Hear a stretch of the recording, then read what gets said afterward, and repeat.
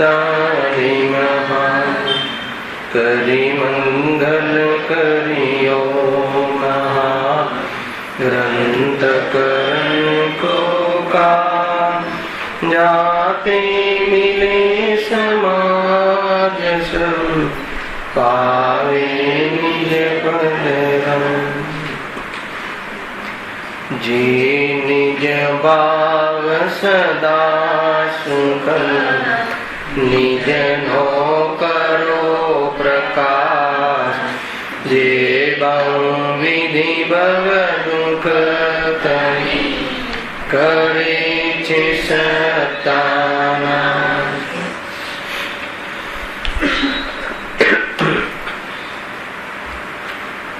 श्री मोक्ष मार्ग प्रकाशक ग्रंथ से त्रीजा अधिकार पर આપણે સ્વાધ્યાય ચાલી રહ્યું છે। પેજ નંબર 59 એમાં વેદનીય કર્મના ઉદયમાં જે પરિસ્થિતિ થાય છે એની ચર્ચા ગયા વ્યાખ્યાનમાં કરી હતી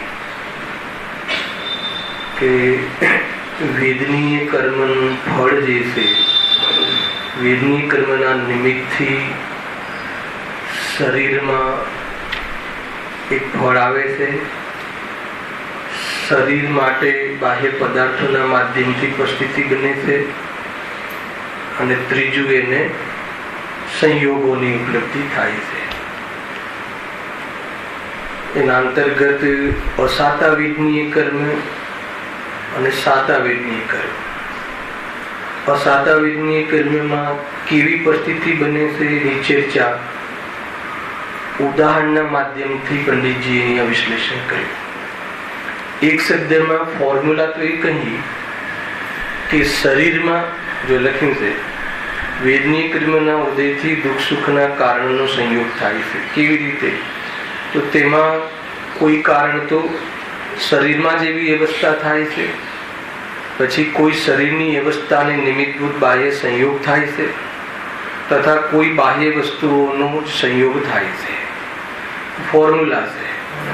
હવે એના માધ્યમથી વેદનીયના બે ભેદ અસાતા વેદનીય અને સાતા વેદનીય। અસાતા વેદનીયના માધ્યમથી શરીરમાં અને શરીરમાં બાહ્ય પદાર્થના માધ્યમથી અને સંયોગોમાં કેવી પ્રકારની પરિસ્થિતિ ઊભી થાય છે એની ચર્ચા ઉદાહરણના માધ્યમથી એમને વિશ્લેષણ કર્યું। એ વાંચી છે, થઈ રહ્યું છે, આપણે આગળ વાંચીએ છીએ। ત્યાં અસાતા વેદનીય કર્મના ઉદયથી શરીરમાં ભૂખ, તરસ, ઉચ્છ્વાસ, પીડા અને રોગાદિ થાય છે। શરીરમાં જે પરિસ્થિતિ થાય છે, બરાબર, અસાતા વેદનીય કર્મના ઉદયના નિમિત્તે। બીજું શું થાય છે એના નિમિત્તથી? જે શરીરમાં રોગ થાય છે એને સપોર્ટ મળે। શરીરમાં જે પરિસ્થિતિ થાય છે એને એ પરિસ્થિતિને ઓર અનુકૂળતા મળે એવી જાતિના બાહ્યમાં વાતાવરણ મળે છે। તડકો, ટાઢ, ઠંડી બધું લખ્યું દેજો। શરીરની અનિષ્ટ અવસ્થાને નિમિત્તભૂત બાહ્ય અતિ ટાઢ, તાપ, પવન અને બંધન આદિનો સંયોગ થાય છે, બરાબર। આ બે વસ્તુ થઈ ગઈ ચર્ચા। હું ખાલી વાંચીને આપણે વિશે કન્ટિન્યુ કરીએ છીએ। પહેલા શું કહ્યું કે અસાતા વેદનીય કર્મના ઉદયથી શરીરમાં રોગ આદિ થાય છે। લખ્યું પહેલામાં તરસ લાગે, ભૂખ લાગે, શ્વાસોશ્વાસમાં તકલીફ પડે, હાર્ટ એટેક આવે। હવે બીજું શું થાય છે કે એના નિમિત્તથી આ બધા રોગોને, આ બધા રોગ વકરે, આ બધા રોગ ઓર ડેવલપ થાય એવી જાતિના બહારમાં વાતાવરણ મળે છે। એ રીતે જો શરીરની અનિષ્ટ અવસ્થાને નિમિત્તભૂત બાહ્ય અતિ ટાઢ, તાપ, પવન અને બંધન આદિનો સંયોગ થાય છે। ત્રીજું શું થાય છે? તથા બાહ્ય, હવે એકદમ બાહ્ય, આ શરીર સુધીની વાત કહી, એ સિવાય જે દૂરવર્તી, શરીર નિકટવર્તી, પરસ્પર સંશ્લેષ સંબંધ છે આત્મા અને શરીરને, જન્મથી મરણ સુધી એ સાથે રહે છે। એ સિવાય જીવનમાં જે નવા નવા સંયોગો જન્મ પછી જે મળે છે, વસ્ત્ર આદિ, જે અનેક પ્રકારના કુટુંબ આદિ, પત્ની આદિ, મિત્ર, શત્રુ, પુત્ર જેવી બધા નવા સંયોગો જે મળે છે, તો એમાં પણ બાહ્ય શત્રુ કુપુત્ર આદિ કુર્ણ વર્ણાદિ સહિત પૂતગલ સ્કંદોનો સંયોગ થાય છે. આ 3 પ્રકારે અસાતા વેદનીય નામનો એજન્ટ, એ નામનો બ્રોકર અર્થાત એ નામનો નિમિત્ત સ્વયં એને આપણને બહારમાં આવી પરિસ્થિતિમાં નિમિત્ત બને છે. થાય છે બધું સ્વયં, પરંતુ નિમિત્ત તરીકે. અને આ નિમિત્ત તરીકે બી આપણે જ પૂર્વમાં બાંધેલા છે કર્મ, એને લઈને આ પરિસ્થિતિ ઉત્પન્ન થાય છે. આ વાત ધ્યાનમાં રાખજો. નિમિત્ત પ્રધાન હોવા છતાં એમાં ઉપાદાન છુપાયેલું છે. કોઈ પણ વ્યવહારમાં પરમાર્થ છુપાયેલું છે. એ જોતા આવડી જાય તો ભેદ વિજ્ઞાનની કલા જાગે. મગજમાં રાખજો આ 2 પોઈન્ટ. કોઈ પણ પરમાર્થમાં, કોઈ પણ વ્યવહારમાં શું થયેલું છે? પરમાર્થ છુપાયેલું છે. કોઈ બી નિમિત્ત પ્રધાન કથનમાં ઉપાદાનને બતાવવાનું છે. બરાબર? કોઈ બી નિમિત્ત પ્રધાન આ નિમિત્ત તરીકે કારણ છે, એટલે આ ઉપાદાન રૂપ કારણ નથી. ઉપાદાન રૂપ કારણ તો જીવે સ્વયં પૂર્વમાં એવા ખોટા ભાવ અજ્ઞાનને વશ થઈને કરી અને કર્મને આમંત્રિત કર્યા છે. અને એવા કર્મ હવે એની જે મેચ્યોરિટી થતા ઉદયમાં આવે છે અને આવી પરિસ્થિતિ બને છે. પૂરો ખ્યાલ આવે? આપણું પ્રોજેક્ટ, આ પ્રોજેક્ટ છે આપણે ત્યાં ખ્યાલ આવે એમ છે. હવે આગળ શું થાય? અહીંયા સુધીનો ટોપિક આ ત્રીજા અધિકારનો નથી. ત્રીજા અધિકારનો ટોપિક તો આ પરિસ્થિતિમાં જીવ દુઃખી થાય છે. હવે દુઃખી કેમ થાય છે? આ પરિસ્થિતિના કારણે જીવ દુઃખી નથી થતો. કુપુત્ર, શત્રુ, કુવર્ણ આદિ પૂતગલ સ્કંદનો સંયોગ થાય, શરીરમાં રોગ થાય, એ બધી પરિસ્થિતિ, એ બધી જાતિની પોઝિશન અસાતા વેદની કર્મમાં થઈ ખરી, પણ એ દુઃખનું કારણ નથી. દુઃખનું કારણ કોણ છે? મોહ છે. મૂળ દુઃખનું જેના હાથમાં દુઃખ છે એને એ શત્રુ કોણ છે? ખરેખર મોહ. મોહના કારણે જીવ દુઃખી થાય. જો આગળ લખ્યું છે. હવે મોહ વડે આવ્યું ને, એ સર્વમાં જીવને અનિષ્ટ બુદ્ધિ થાય છે. આ બધી પદાર્થની પરિસ્થિતિ થઈ, એમાં અનિષ્ટ બુદ્ધિ થવી. આ મને અનિષ્ટ છે, એને આ પદાર્થ મને નુકસાન, આ પોઝિશન મને લોસ કરાવે છે, મને તકલીફ આપે છે, એવી જે માન્યતા, એનું નામ મોહ. ખ્યાલ આવે? આ શરીરમાં રોગ થાય છે, એ રોગ મને થયો છે એવી માન્યતા, એનું નામ મોહ. દેહ અને આત્માને એક માનવા અથવા દેહને જ આત્મા માનવો, એનું નામ મોહ. અને જીવ દુઃખી દેહમાં રોગના કારણે નહીં, પણ દેહને પોતાનો માનવાના કારણે થાય છે. ખ્યાલ આવે? તો પોતાને માનવા રૂપ જે મોહ છે એટલે જીવ દુઃખી થાય છે. માની લો કે એક સીધી વાત સમજીએ, લોજિક, કે જેમાં રોગ થયો છે, જેમાં આવા પ્રોબ્લેમ થયા છે, એ શરીર મારું નથી એવો નિર્ણય થાય અને જે સત્ય છે એના દર્શન થાય, તો પછી દુઃખ કેટલું થાય? ન થાય. બસ બહુ સિમ્પલ છે. જોડે જોડે આ વાત રાખવી. જોરદાર વાત છે ભાઈ. ખ્યાલ મને હમણાં સવારે દર્શન કરતું હતું ભગવાનના, ત્યારે ના વાત યાદ આવી કે મોહ મંદ પડે તો ભગવાનના દર્શન થાય. ભગવાનના દર્શન થયા ક્યારે કહેવાય? આંખોથી દેખવાનું નામ દર્શન, એ જૈન દર્શન નથી. ત્યાં પણ જ્ઞાનથી દેખવાનું નામ દર્શન, એ જૈન દર્શન છે. એ અલગ વાત છે. એ ફંડામેન્ટલી વાત નથી કરતો. અત્યારે હું પ્રયોગાત્મક વાત કરું છું. આપણે ભગવાનના દર્શન કરવાના નામે શું સમજીએ છીએ કે આપણે પોતાના એ આંખોથી ભગવાનની પ્રતિમા નિહાળી, અહીંયા કહે છે કે એનું નામ દર્શન નથી.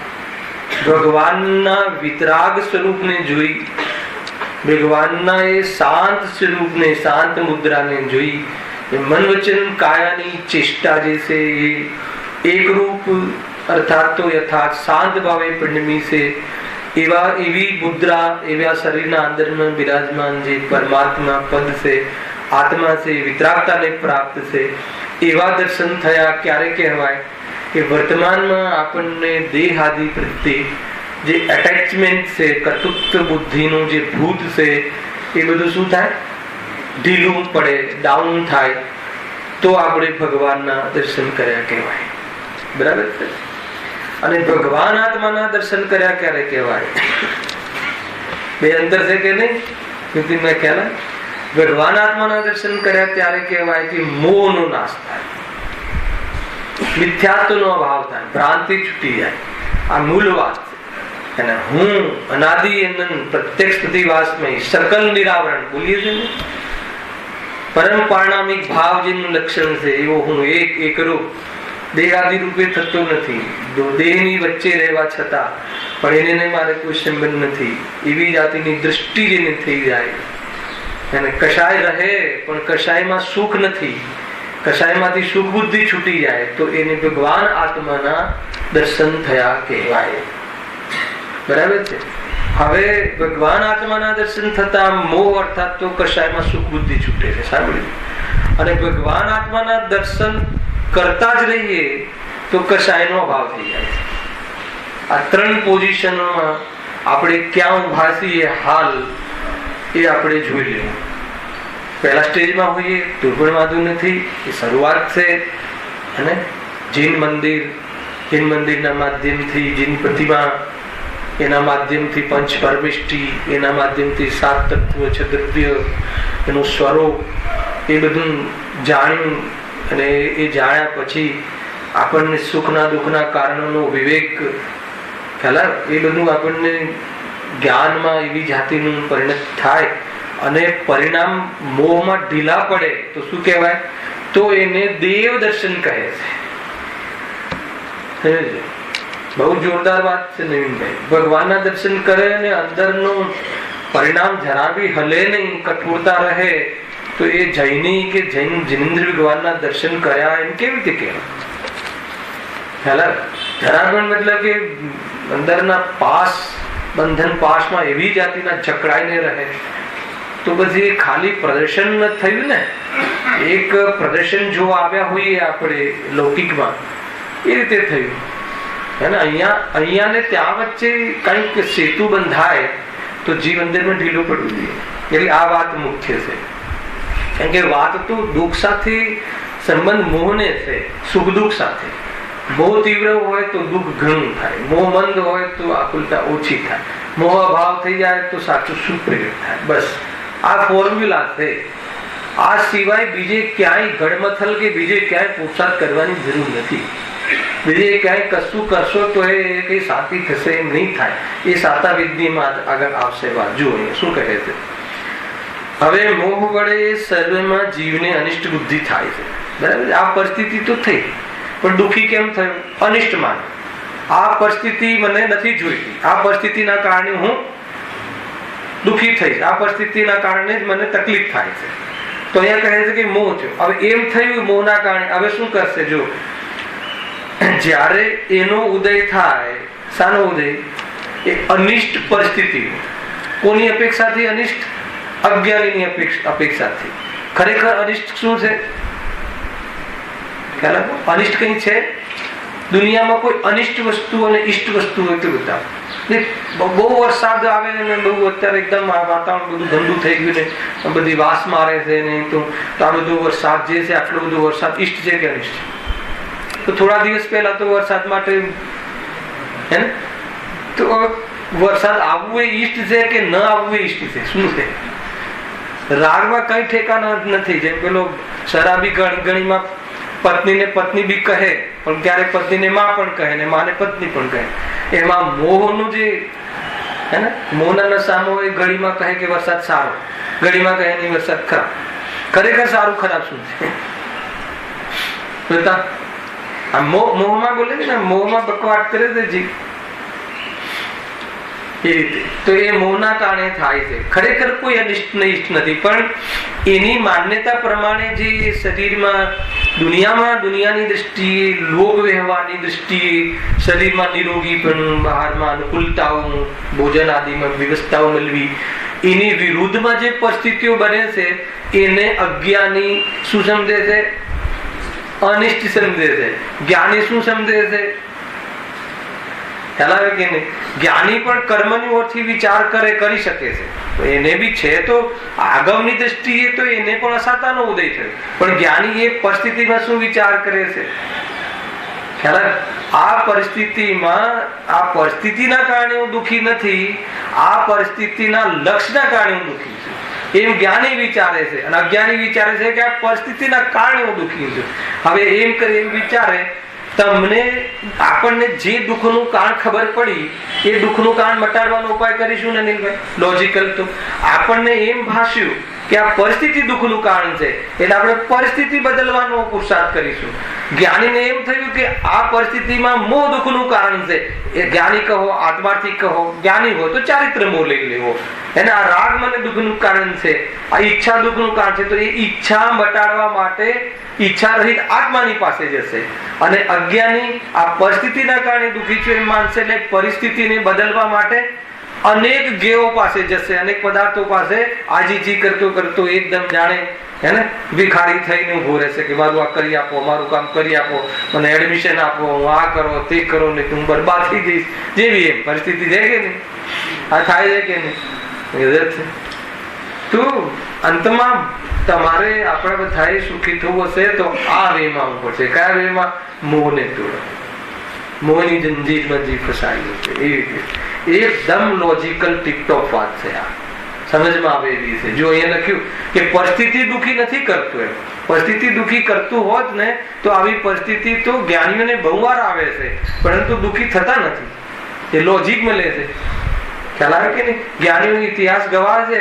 જ્ઞાનીઓના જીવનમાં તમે જે માનીએ, આપણે જે માનીએ છે પ્રતિકૂળતાઓ અને આ સતાનો ઉદય ને આ પરિસ્થિતિઓ ઓછી આવી છે. અને આપણને એમ લાગે કે જ્ઞાનીઓને જ કેમ આવે છે? કેમ કે જ્ઞાનીઓને ત્યાં જીવતા આવડે છે એટલે. ખ્યાલ આવે કે નહીં? જ્ઞાની સમજે છે કે નિદ્રા થાય છે, અજ્ઞાની સમજે છે કે દુઃખી થવું છે. જ્ઞાની એમ સમજે છે કે મારા પુરાના કરેલા આવેલા કર્મો હું સ્વરૂપમાં રહીશ, મજામાં રહીશ ને આ કોટા ખતમ કરું છું. અને અજ્ઞાની એવા સમયમાં ઓર પાછો પ્રયાસ કરીને નવા નવા કોટા ઉભો કરતો જાય. કેટલું અંતર છે! તમે આ જ્ઞાની અજ્ઞાનીના ડિફરન્સિએશનમાં આપણે ક્યાં ઉભા છીએ, વેર વી આર, આપણે ક્યાં છીએ, એનો બહુ વિચાર કરજો. બરાબર છે? તો કદાચ રસ્તો મળે, ઉપાય સાચો થઈ જાય તો આ જીવનમાં ધક્કા ખાવાનું જે ચાલુ છે એ કામ બંધ થઈ જશે. નહીં તો જીવ પરેશાન, સવારથી ઉઠીને 24 કલાક હાય હોયમાં કશાય કશાય કશાય એક જ વૃત્તિ. જો હા શું કહે છે? જ્યારે એનો ઉદય થાય, કોનો ઉદય થાય? મોની વાત નથી અહીંયા, અસાતા વેદની એનો, આ પરિસ્થિતિનો, આવા આવી જાતિના સંયોગો, શરીરમાં રોગ થાય એમ સમજીએ ત્યારે. હવે ત્યારે એટલે પેલા એક કારણ બાંધી દીધું છે. મોહના ઉદયમાં એને અનિષ્ટ માને છે. એક તો રોગ થવું એ સારું કે ખરાબ? સંકેત શરીરમાં કેન્સર થવું એ સારું કે ખરાબ? સારું પણ નહીં, ખરાબ પણ નહીં. એ શું લાગે? મતલબ કે આપણને એક્સિડન્ટ થાય ને પગ ગાડી ચલાવતા ચલાવતા એને ઠોકી દઈએ ગાડીને, પગ તૂટી જાય, એ સારી પરિસ્થિતિ કે ખરાબ પરિસ્થિતિ? ઈષ્ટ કે અનિષ્ટ? એ પરિસ્થિતિ ઈષ્ટ કે અનિષ્ટ? ખ્યાલ બહુ વાત શું માનીએ છીએ અહીંયા, શું છે પછી વિચારીએ છીએ, પણ આપણે અનિષ્ટ માનીએ છીએ ને. અનિષ્ટ કેમ માનીએ છીએ? એ અનિષ્ટ માનવું એ મોહ છે. અનિષ્ટ માનીએ મોહ એટલે ભ્રમ છે. અનિષ્ટ કોઈ સ્થિતિને અનિષ્ટ માનીએ છીએ ને એ જ ભ્રમ છે, એનું નામ મોહ. હવે એને અનિષ્ટ માની, હવે કહે છે કે અનિષ્ટ તું માને છે પહેલાથી, અને આવી પરિસ્થિતિનો ઉદય થાય, આવી પરિસ્થિતિ તમને પ્રાપ્ત થાય, તો હવે જીવ શું કરશે? લખી દે જીવ શું કરે? જો ત્યારે મોહના ઉદય પણ એવો જ આવે છે કે જેથી પરિણામોમાં મહા વ્યાકુળતા થઈને તે સર્વને દૂર કરવા ઈચ્છે છે. તો આ બીજામાં કયો ઉદય આવ્યો? ચારિત્ર મોહ. પહેલામાં કયો ઉદય આવ્યો? તો દર્શન મોહ. અનિષ્ટ માનવું એ દર્શન મોહનો ઉદય છે. અનિષ્ટ માનવું એ શ્રદ્ધાની ભૂલ છે. કોઈ સ્થિતિને ખોટી માનવી, કોઈને સારી માનવી એ શ્રદ્ધાની ભૂલ છે. એ આપણી એ સંબંધી એ ગેરસમિત છે, પદાર્થ સંબંધી ખોટી ધારણા છે, એ પરિસ્થિતિ સંબંધી ખોટી માન્યતા છે, એનું નામ મિથ્યા. હવે એવી માન્યતા અંદરમાં ક્યારથી છે? ક્યારથી છે? આ વર્ષથી, અનાદિથી છે. પરદ્રવ્યની કોઈ પોઝિશન ઈષ્ટ, પરદ્રવ્યની કોઈ કાર્ય અનિષ્ટ, એવી જાતિની બુદ્ધિ તો અનાદિથી છે. આજથી નથી, આ બધું અનાદિથી લેના, તો પાછું એને પાકું કરીએ છીએ વર્તમાનમાં. ખ્યાલ?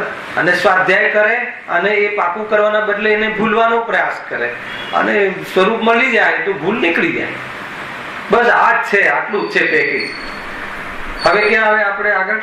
તો કહે છે કે જયારે આ અનિષ્ટ માની હવે એવી પરિસ્થિતિ થઈ, એવી પરિસ્થિતિ થશે એટલે શું કરશે? આગળ લખ્યું કે એટલે મહાવ્યાકુળ થઈ, એટલું નથી લખ્યું દૂર કરવા ને, મહાવ્યાકુળ થઈ, ઘણો આકુલિત થઈ, એ અવસ્થાને મટાડવા, એને દૂર કરવાનો પ્રયાસ કરે છે. જો અથવા સર્વને દૂર કરવા ઈચ્છે છે એ રીતે. પેલા તો એ ઈચ્છા કરે છે, પછી શું કરશે? ઉદ્યમ કરશે એ સંબંધી. અને જ્યાં સુધી એ દૂર ન થાય ત્યાં સુધી તે દુઃખી થાય. અને એ જ્યાં સુધી દૂર ન થાય ત્યાં સુધી દુઃખી થાય. દૂર ક્યારે થાય? ખ્યાલ? એ દૂર ક્યારે થાય? સાતાનો ઉદય આવે એટલે દૂર થાય. સાચી વાત છે, સાતાનો ઉદય આવે ત્યારે દૂર થાય, દવાથી દૂર ના થાય. એ બી છે એક નિમિત્ત પ્રધાન કથા. વાત એ નથી એ દૂર થાય, એ દૂર થાય પછી જે સુખી થાય છે કે એનું એ બતાવો પેલા, પછી એ લાઈન પર જશે ગાડી. તો અહીંયા શું કહે છે? એ દૂર ન થાય, એ પોઝિશન દૂર ન થાય, એ રૂપ દૂર ન થાય, એ મટે નહીં ત્યાં સુધી જીવ દુઃખી થાય. હવે એ બધાના હોવાથી તો સર્વ દુઃખ જ માને છે. શું લખ્યું? હવે એ બધાના હોવાથી તો સર્વ દુઃખ જ માને છે. આમાં કોઈને શીખવાડવું પડતું નથી. ભૂખ લાગી હોય અને આકુરતા થાય છે એ શીખવવું પડતું નથી. બરાબર છે ને? બહારમાં કોઈ ધનનો વિયોગ થાય અને આ બિચારો બહુ તકલીફમાં છે તો એમાં કઈ શીખવાડવું પડતું નથી. દુનિયા પણ એમ માને છે. શું માને છે દુનિયા? કે આ બિચારો બહુ દુઃખી છે. કોઈનું માતાનું, કોઈને પિતાનું, કોઈનું પત્નીનું વિયોગ થાય તો આપણે બધા શું માનીએ? શું માને છે? આ જે વિચારો છે, આ જે બહુ દુઃખી છે, આવી દ્રષ્ટિ કોની છે? સાચી દ્રષ્ટિ છે કે ત્યાં કસાયથી દુઃખી છે એમ નથી જોતા, ત્યાં એમ સમજે છે કે આના સંયોગો ફર્યા એટલે દુઃખી છે. માન્યતામાં અંતર છે. જ્ઞાનીને દુઃખી ક્યાંથી દેખાય? હે ને? બતાવ.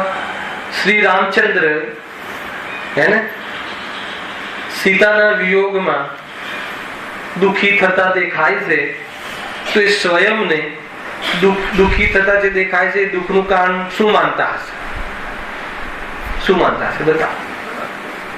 સીતા પ્રત્યેનો રાગ છે એ દુઃખનું કારણ છે. સીતાના વિયોગ થયો એ દુઃખનું કારણ નથી. શું મતલબ લોજિક નીકળે છે? આપણે લોકો આજે બી સંયોગોમાં ઉથલપાથલ થાય ને ત્યાંથી દુઃખ માનીએ છીએ. અરે આ એટલા માટે જ્ઞાનીની, મુનિરાજની એ અવસ્થા આપણને દુઃખરૂપ ભાષિત થાય છે. કઈ અવસ્થા? ઉપસર્ગવાળી. આદિનાથ મુનિરાજને 6 મહિના આહાર ન મળ્યો એ દુઃખની પરિસ્થિતિ છે કે સુખની પરિસ્થિતિ છે? બતાવો. આપણે લોકો જેમ છે ને અમને ભોજન ના મળ્યું. અચ્છા, મુનિરાજ દુઃખી છે કે સુખી? એ વખતે એમને સ્વંજલન ટાઈપનું દુઃખ છે કે નથી? એટલી અલ્પ કસાય છે.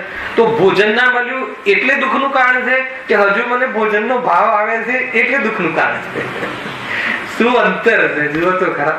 આપણે શું સમજીએ છીએ કે મુનિરાજને ભોજનનો સંયોગ ના થયો. સંયોગી દ્રષ્ટિ છે ને આપણને આજે બી સંયોગ પર દ્રષ્ટિ છે અને જ્ઞાનીઓને આત્મા પર દ્રષ્ટિ છે. એટલે આત્મા સિવાયના અનાત્મ ભાવ જે છે ને એ દુઃખરૂપ લાગે છે.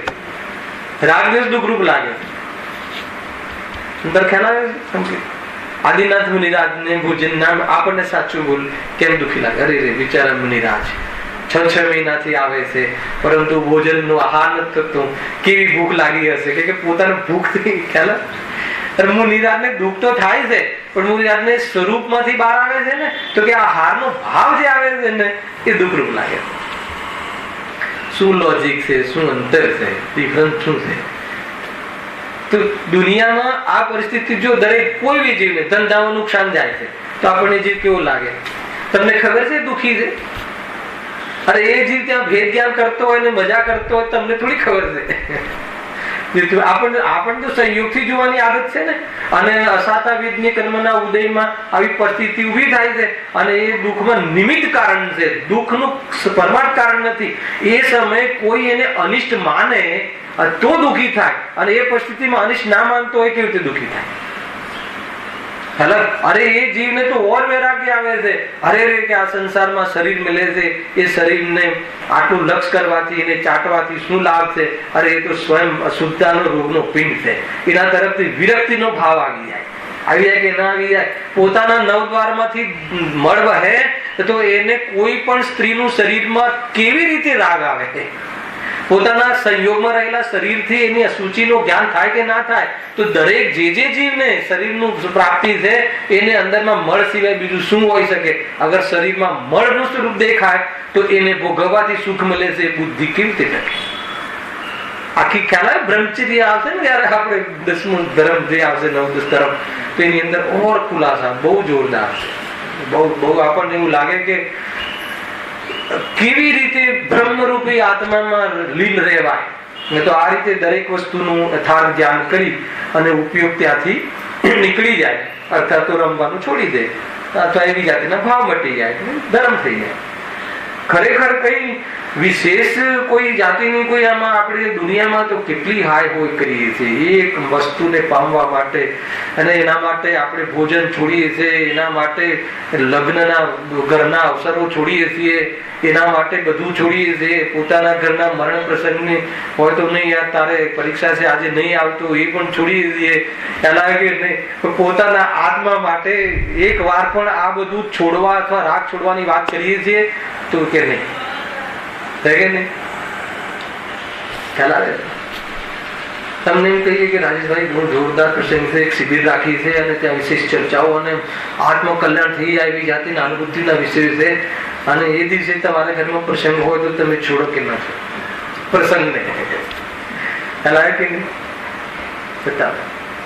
અને માની લો કે એ વખતે કોઈ તમને કોઈ બીજો લાભ થવાનો હોય, અથવા તમે કોઈ જોરદાર એક્ઝામ PhD ની એક્ઝામ આપી રહ્યા નહીં હોય અને એ લાસ્ટ સ્ટેજ હોય, લાસ્ટ ચાન્સ હોય, તો પછી તમે કન્સિડર કરો કે ના કરો?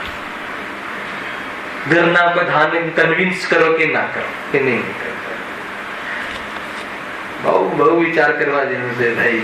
આત્માનુભૂતિ જ્ઞાનાનુભૂતિ વગર કોઈ જગ્યાએ શાંતિ નથી. કેટલી એકદમ આમ આ ખુલીને ખ્યાલમાં આવ્યું કેમ દુઃખી થાય છે? એ પરિસ્થિતિના કારણે દુઃખી થાય છે. કોઈ જ્ઞાની, અરે એ જ્ઞાની તો રાગના કારણે દુઃખી થાય છે. રાગ છે એ દુઃખી, હજુ મારે બહાર રહેવું પડે છે, હજુ ઉપયોગ રાગને બસ થઈ જાય છે, સ્વરૂપમાં ભંગ પડે છે, ધર્મ જવામાં બ્રેકઅપ આવે છે. 6ઠા 7મા ગુણસ્થાનમાં થાય છે કે નહીં? 7મામાંથી 6ઠામાં જયારે બ્રેક આવી કે ના આવે અંતર્ગુરત કાલનો, તો એ નથી, મતલબ કે સ્વીકાર નથી કે મને આટલું બ્રેકઅપ, મને તો ધારા જોઈએ, નિરંતર ધારા જોઈએ. ખ્યાલ આવે કે પ્રભુ આપ કેમ નિરંતર સકલ ગે ક્યાંય તદપી નિજાનંદ રસ લીન સ્વરૂપમાં ડૂબેલા રહો છો, દુનિયામાં કાંઈ પણ થાય તો બી મસ્ત રહ્યો છો. અમને તો એ લેવલનો આનંદ જોઈએ, અમને તો એ લેવલની પરિસ્થિતિ જોઈએ. આ છોટી આ પતલી ધાર અમને. એટલે જ્ઞાનીની સોચ અલગ છે, અજ્ઞાનીની સોચ અલગ છે. અજ્ઞાની કહે કે નહીં પ્રભુ અમને બી સુખી થવું છે, પણ આ બધું અમારી પરિસ્થિતિ આપ બરાબર કરી દો, બરાબર શરીરમાંથી રોગ ઉડાવી દો, જાદુ કરો. એને તથાસ્તુ વાળું છે કે આપણે ત્યાં ભગવાનના પગ પકડીને ભગવાન ખુશ પ્રસન્ન થઈ ગયા. તથાસ્તુ, તું મારો સાચો ભક્ત છે એટલે તારા શરીરમાંથી રોગે નીકળી જશે, તારે જ્યાં આવે ઘરે બધું ધન બી આવી જશે, તારા દીકરા ને દીકરી બધા તારી આજ્ઞામાં રહેશે, આનંદ કરે. આમ છે એમ થઈ બી જાય તો હવે આવે છે. અરે એવી સાતાના ઉદયમાં પણ જીવ ઘણો સંતાપવાન રહે છે. એ આગળ હવે આવવાનું છે. મતલબ કે વસ્તુ તો ત્યાં બહારમાં બધું બરાબર હોય ને એ વખતે એને દુઃખ લાગે છે કે નથી લાગતું એ જોવાની. ધન હોય, બધી વ્યવસ્થા હોય, બધું જ આપણી પાસે અનુકૂળતાઓ હોય, ફી ભરવી હોય ને પૈસા હોય, એડમિશન જોઈએ ને સારી કોલેજ મળી જતી હોય, અને એવામાં એકે વાર એવું લાગે કે કઈ દુઃખી છું, એવું લાગે દુઃખી છું, ભૂખ લાગે અને પકવાન હોય, પેલો સ્વિચ દાબી એટલે બધું જ આવતું હોય ફટાફટ ઘરની અંદર એવી જાતિનું એકદમ આધુનિક ફ્લેટ બનાવ્યો હોય બધું જ, હે, કુદરતી મતલબ કે કુદરતી વાતાવરણમાં જવાનું મન થાય તો ઘરમાં જ બગીચો બનાવેલો હોય, ઘરમાં જ ઓલા ધોધ બનાવેલા હોય પાણીના, તો બધું જ એકદમ એને જે જોઈએ આવા બંગલા છે જોયા, આખું બધું જ ઘરની અંદર, કુદરતી સીન પણ ઘરની અંદર ગજબ છે. એવું છે જો શું કહે છે, જ્યાં સુધી દૂર ન થાય ત્યાં સુધી દુઃખી થાય. હવે એ બધાના હોવાથી તો સર્વ દુઃખ જ માને છે, એમાં તો કઈ બહુ મોટી વાત નથી.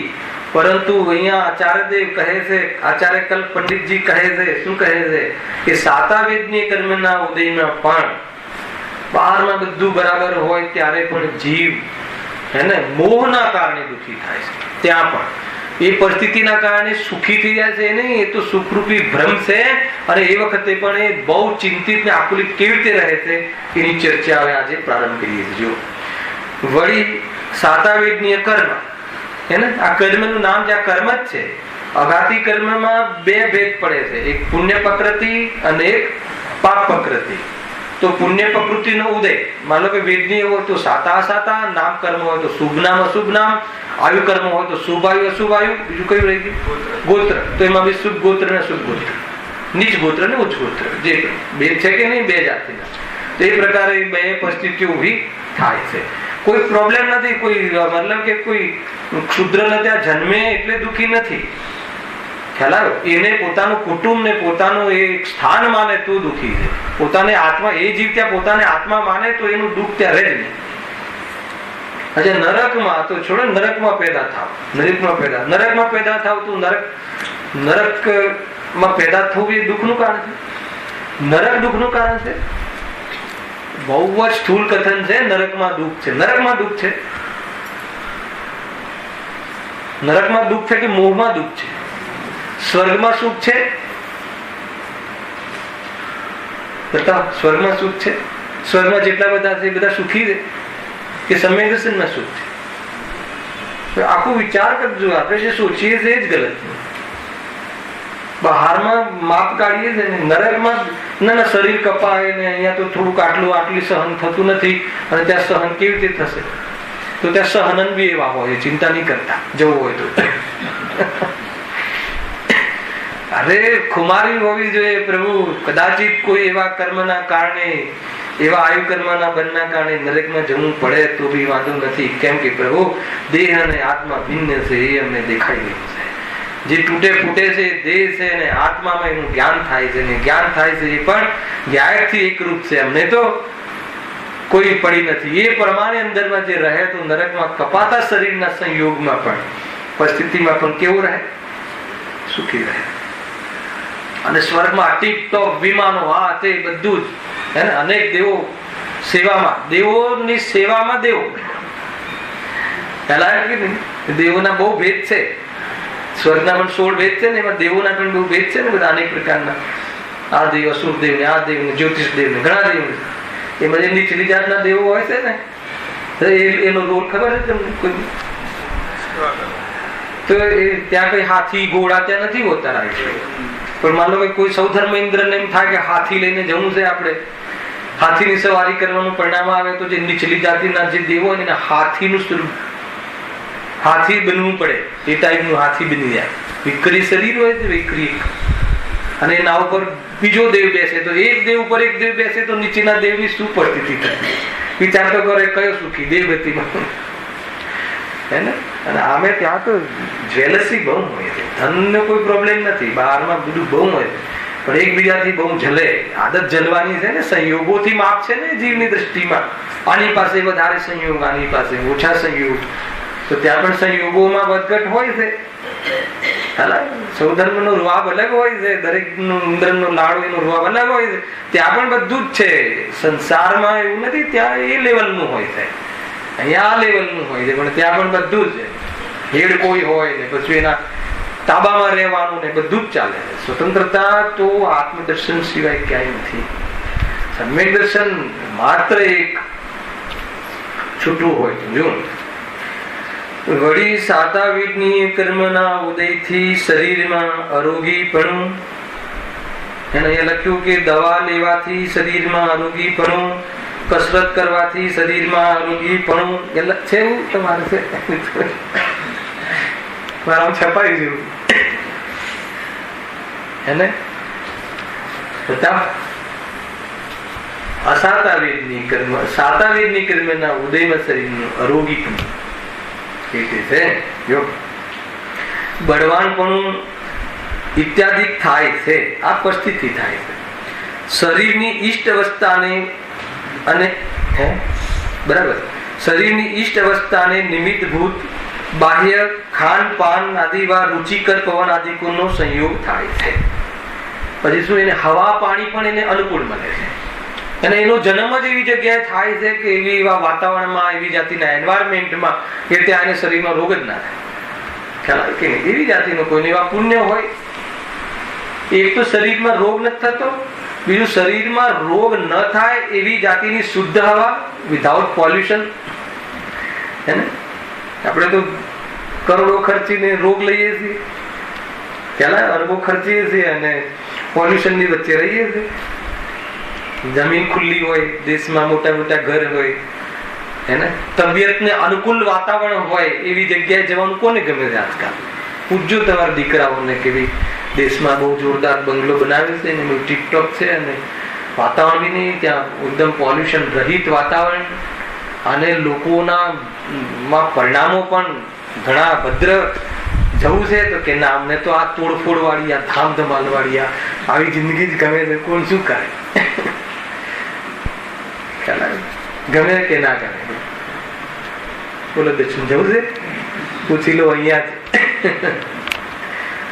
ના, અહીંયા જરા ધામ ધમાલ લાગવી જોઈએ ને, તો એ રીતે છે. જો અહીંયા એ શરીરની ઈષ્ટ અવસ્થાને નિમિત્તભૂત બાહ્ય ખાન પાન આદિ રુચિકર પવન આદિ એકદમ બહારનું હવા પાણી, એનાથી અન્ન અનાજ, એનાથી તો રોગો ફેલાય છે શરીરની અંદર. કેટલી પ્રકારના, મતલબ કે આપણે હવે બહારનું નહીં ખાવું, ફળ ફ્રૂટ ખાવું પડે. ફળ ફ્રૂટમાં ઇન્જેક્શન આપી દે છે. ક્યાં પૂરી બધું કઈ શુદ્ધિ રહી? લોભ જીવના તબિયતની સાથે પણ વાસ્તવમાં ખેલ કરે, ખેલે છે. આ જીવ લોભ એવી જાતિનો, જીવની કિડનીઓ ખતમ થઈ જાય તો થઈ જાય, હે ને? પરંતુ અહીંયા કહે છે કે સાતાવેદની કર્મનો ઉદય હોય તો આવી જાતિના સંયોગ જ મળતા નથી, આવી જાતિની સિચ્યુએશન જ મળતી નથી સાતાવેદની કર્મના ઉદય. જો તથા હવે બાહ્ય લોકો કેવા મળે છે? બાહ્યમાં મિત્ર, સુપુત્ર, સ્ત્રી, નોકર, ચાકર, હાથી, ઘોડા, ધન, ધાન્ય, મકાન અને વસ્ત્રાધિકનો સંયોગ થાય. બધું છે, બધું અનુકૂળતા મળે. મહેનત કરવાથી મળે છે કે પુણ્યના ઉદયથી મળે છે? આનાથી મળે છે. અત્યારે તમારી પાસે તમને જે બહારમાં અનુકૂળતા મળે છે એમાં કઈ મહેનત કરી? બતાવો. એની પપ્પાએ તો મહેનત કરી, તમને કેમ મળી?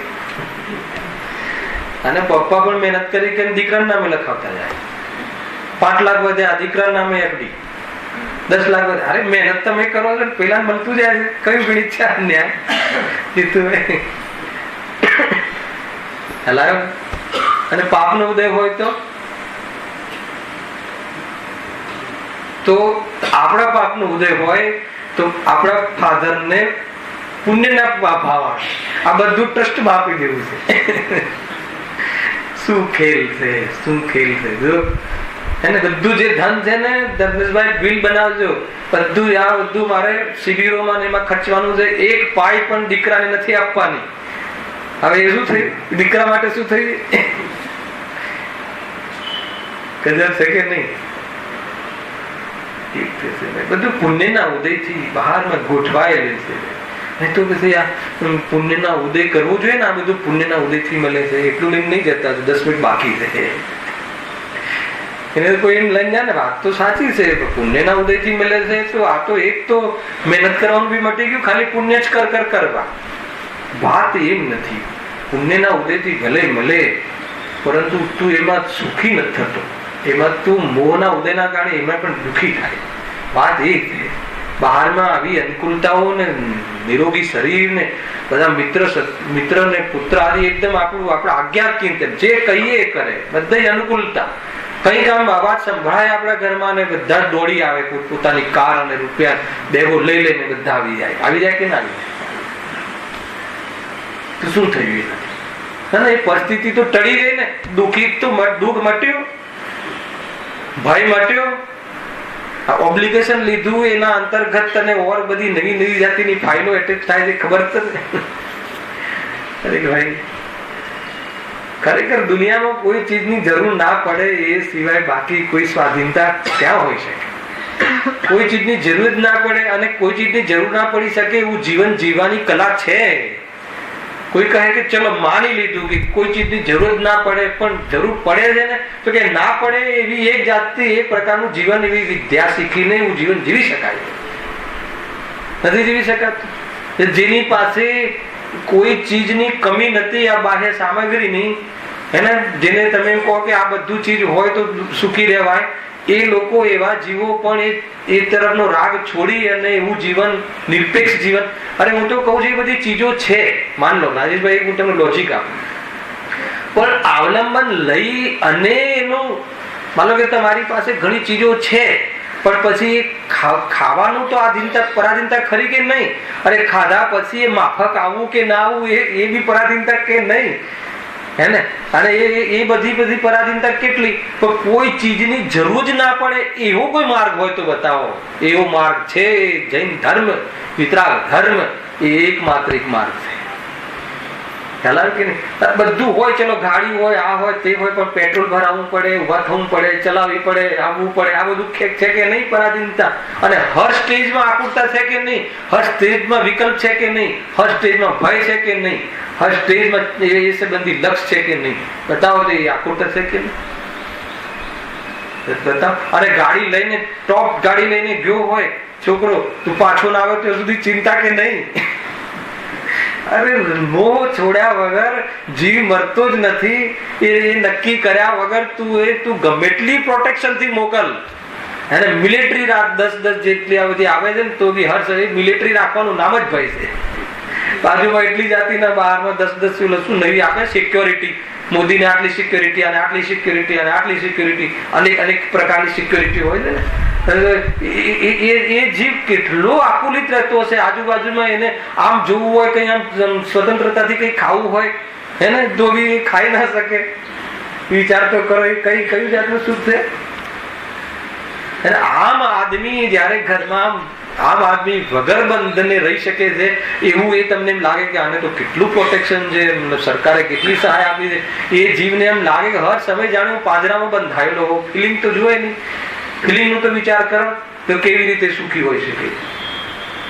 પરાધીનતામાં કોઈ અરે બહારમાં બધી ચીજો મળી જાય તો સુખી થઈ જાય એવું છે નહીં. આગળ આવવા વાળી વાત છે. જો શું કહે છે અહીંયા, મિત્ર, સુપુત્ર, સ્ત્રી, નોકર, ચાકર, હાથી, ઘોડા, ધન, ધાન્ય, મકાન અને વસ્ત્રાદિકનો સંયોગ થાય. 3 જગ્યાએ ફળ આવ્યું સાતાવેદ્યનું પણ. હવે મોહ વડે એ સર્વમાં જીવને ઈષ્ટ બુદ્ધિ થાય છે. દુઃખી થવાનું સૌથી પહેલા મૂળ કારણ કહ્યું ને, સાયલેન્ટ કારણ. ખ્યાલ નથી આવતું કોઈને બહારના, પણ અંદરમાં માન્યતા સાયલેન્ટ છે. સાયલેન્ટ એટલે મૂળમાં એ કારણ બહારમાં આમ કોઈ રાગ, દ્વેષ અને ધમાલ ને બહાર એ બધું દુઃખ દેખાય, પણ અંદરમાં ઈષ્ટ માનવું કોઈ પર પદાર્થ, કોઈ પરિસ્થિતિને, દુઃખના મૂળમાં આ કારણ મુખ્ય છે. એટલે મિથ્યા દર્શન સંસારનું મૂળ છે. રૂટમાં જમીનની નીચે પ્રક્રિયા ચાલુ છે.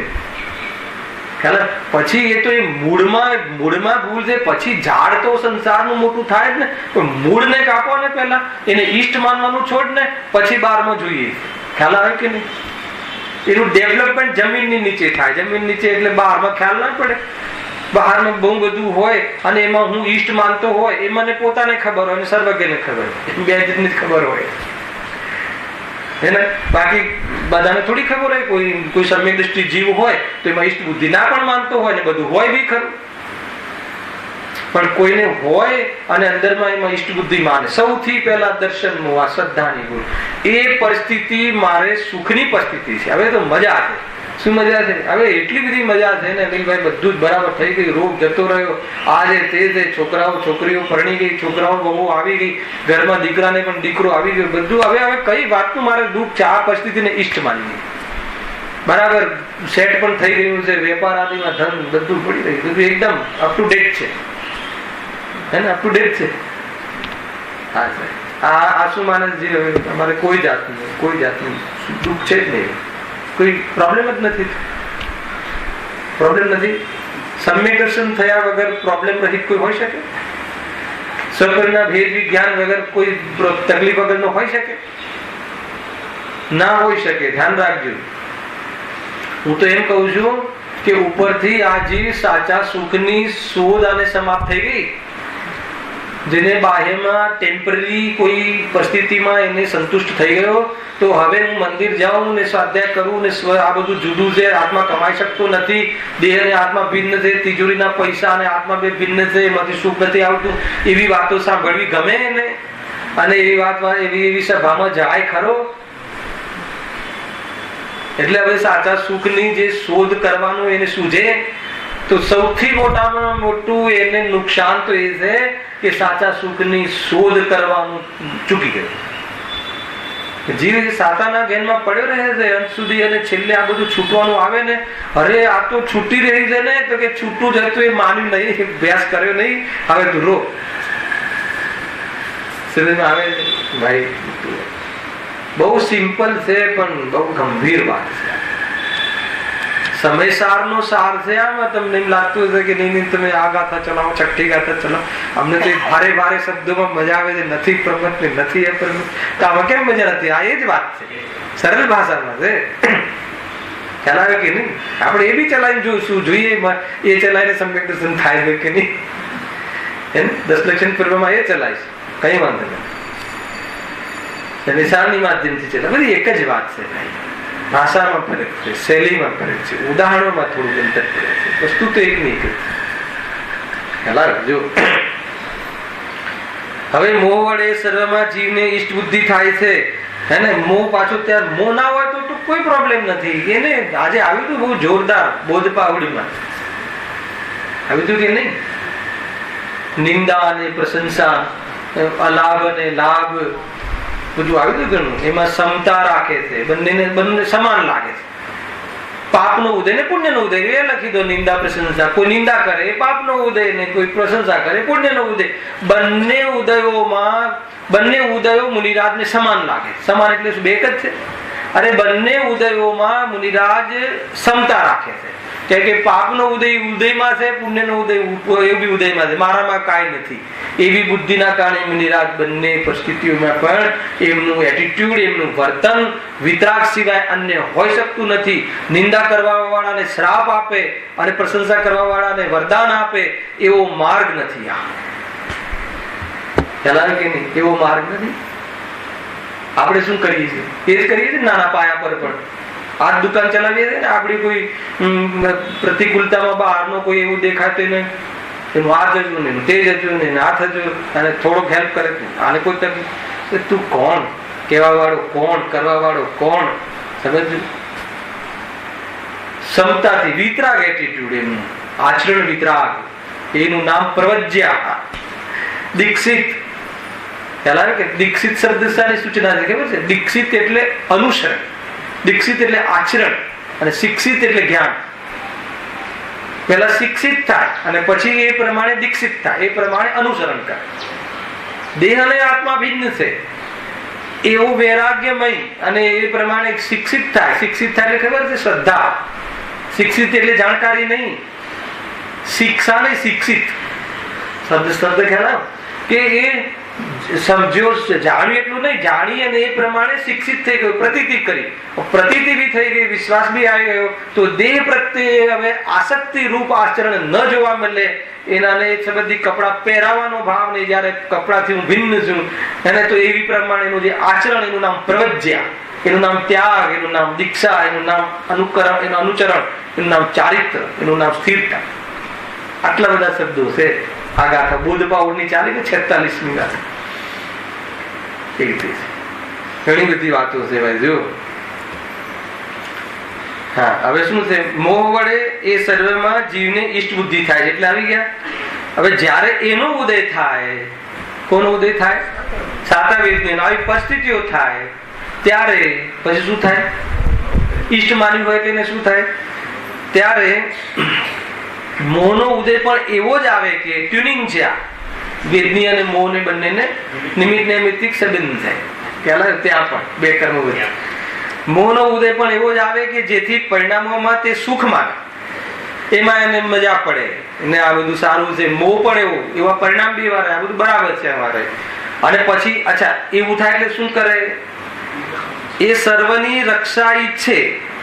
હવે શું રક્ષા ઈચ્છે? એટલે કાયમી આ જ પોઝિશન રહે. એ રાગની પ્રવૃત્તિ. કાયમી મારે આવું બની રહ્યું, કાયમી મારે સુખ જ રહેવું આ જાતિનું ઇન્દ્રિય, તો એ શું છે?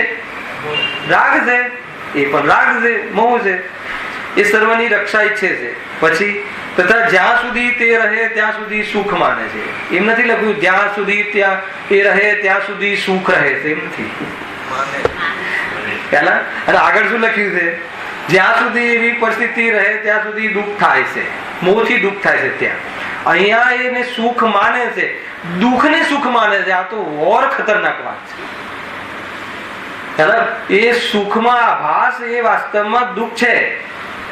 આ સાચું સુખ નથી. આ તો અને એમાં બી આપણે પેલું ફોર્મ્યુલા લગાવજો, કશાય મંદ હોય તો દુઃખ ઓછું લાગે, બાકી એમાં પણ કશાય બહુ હોય તો બધું મળી ગયા પછી ઓર મેળવવાની ઓર વિશેષ તીવ્રતા હોય તો, અને બધું મળી ગયા પછી આવું કાયમી રહે એવી જાતિની કશાયની તીવ્રતા રહે જ છે. અને માની લો કે બધું મળી ગયા પછી શું કામ જીવ પછી પ્રયાસ કરે? પછી એને શું પ્રયાસ કરવાના છે કે આ બધું હવે મારે ટકે, સુરક્ષિત રહે, તો હવે એનો પ્રયાસ. તો એ દરેક ચીજોમાં કેવી જાતિની આકૃતતા થતી હશે જો. પણ એ સુખની માન્યતા એવી છે કે જેમ કોઈ પણ જો હવે એનું વિશ્લેષણ ઉદાહરણમાં ઉદાહરણ એ કેવી છે? એ સુખની માન્યતા કેવી છે? એ જે સુખ માને છે એનું સ્વરૂપ શું છે? સાંભળ્યું. પણ એ સુખની માન્યતા એવી છે કે જેમ કોઈ ઘણા રોગો વડે ઘણો પીડિત થઈ રહ્યો હતો, તેને કોઈ ઉપચાર વડે કોઈ એક રોગની કેટલોક કાળ માત્ર કંઈક ઉપશાંતિ થતા પૂર્વ અવસ્થાની અપેક્ષાએ પોતાને સુખી માને, પણ વાસ્તવિકપણે તેને સુખ નથી. કેટલી વાત કહી સમજમાં આવી? આપણે જે એક શબ્દમાં કહ્યું ને, આ કેવી જાતિનું સુખ છે? એ સુખ માને છે, પણ એ કેવી પ્રકારનું સુખ છે? એ કયા એંગલથી સુખ છે? કે જેમ કોઈને 105 ડિગ્રી તાવ આવ્યો હોય અને 1 ડિગ્રી ઓછો થાય તો એમ કહે છે કે ભાઈ હું સાજો છું, મને સારું છે. પાછો જતો હોય ડોક્ટરને ત્યાં, એ વખતે ડોક્ટરને ત્યાં જઈ રહ્યો હોય અને પછી કે સારું કેવી રીતે છે? ફોન કરીએ કે ચલો કેવું છે ભાઈ તમને, કે અમને હવે સારું છે. ક્યાં છો? કે ડોક્ટર ત્યાં છો. સારું છે તો ત્યાં કેમ છો? તો કહે છે કે એવી ટાઈપનું સુખ છે. અર્થાત તો એ ઘણી પ્રતિકૂળતાની સામે અનુકૂળતાઓ હોવાના કાલમાં મોહ મંદ પડે એનું સુખ છે. આ વાસ્તવિક સુખ નથી. વાસ્તવિક એટલે આત્માના આશ્રયે પર પદાર્થ હું બે ભિન્ન છું એમાંથી સુખ આવતું નથી.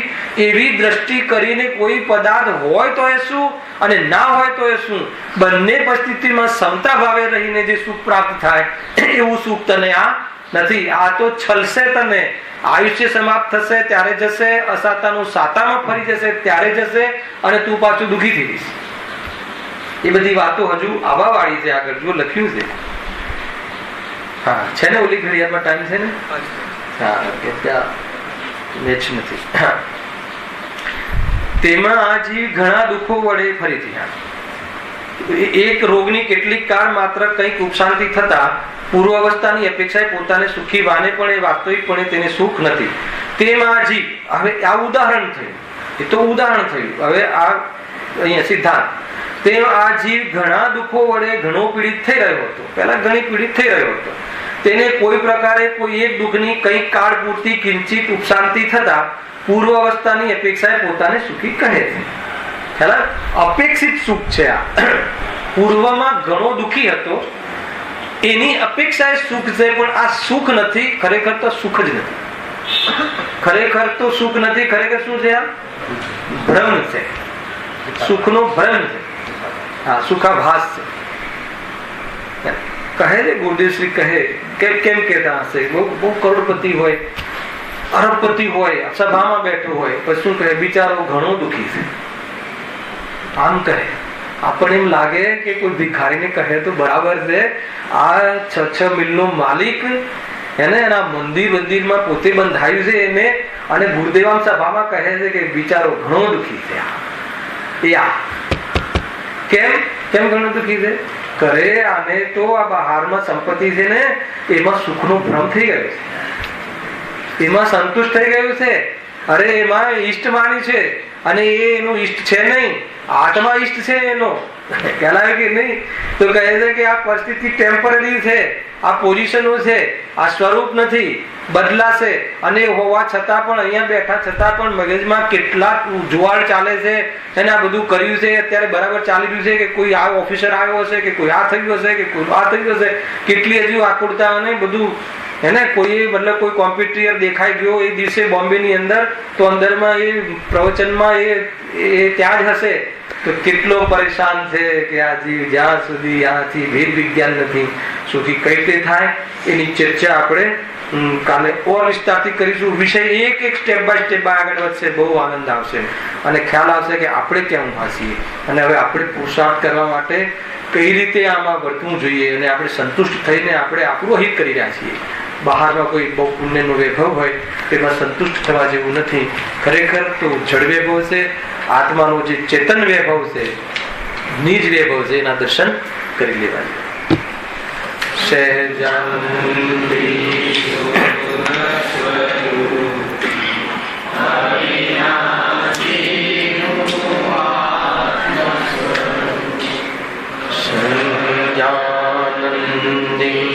શુદ્ધ સ્વરૂપી અવિનાશી